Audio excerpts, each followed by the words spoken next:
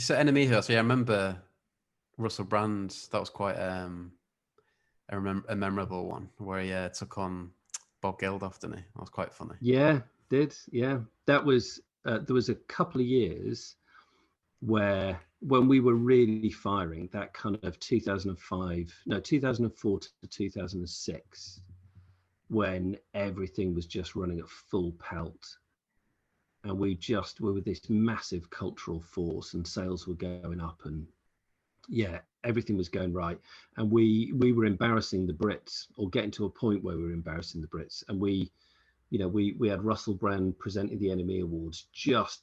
We booked him before he broke, and then he broke, and then suddenly we had this incredibly hot talent, and the Brits picked him up the following year, because I tried to book him 2 years in a row, which was kind of slightly unheard of, but I'm like, dude, dig in, like, you've got this.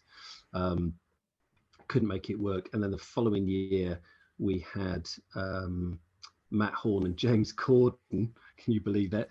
Because they were hot because of their TV show, and the Brits nicked them the following year. So we became this kind of feeder thing for the big gig. Yeah, but I mean, yeah, the Russell Brand thing was great. I as a result of that, I got a mention in his autobiography, which is pretty bizarre. Yeah. The second one, My Bookie Wook 2.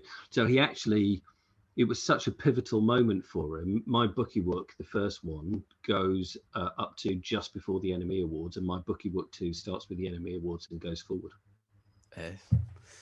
Yeah, I can imagine. I mean, he fit that pair. I can imagine he was quite into all that scene as well at the time.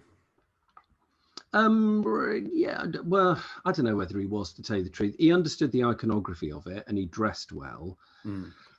I think he was far more interested in West Ham than he was in any of the music that was going on. But he was just brilliant. He was just such a force of nature on stage.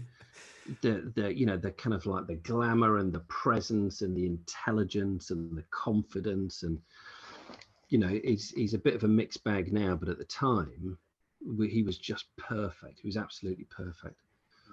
I mean, that one liner about Geldof was superb. If you came up with that on the spot. Yeah, well, this is it, man. I can't remember what it was. What was the line? Paul Geldof there, obviously an amazing man to whom we have a lot to be grateful, not him calling me a of course. Really, it's no surprise that he's such an expert on famine. He has, after all, been dining out on I Don't Like Mondays for 30 years. Best film now! Yeah, it's funny. Yeah, no, that was straight on the spot.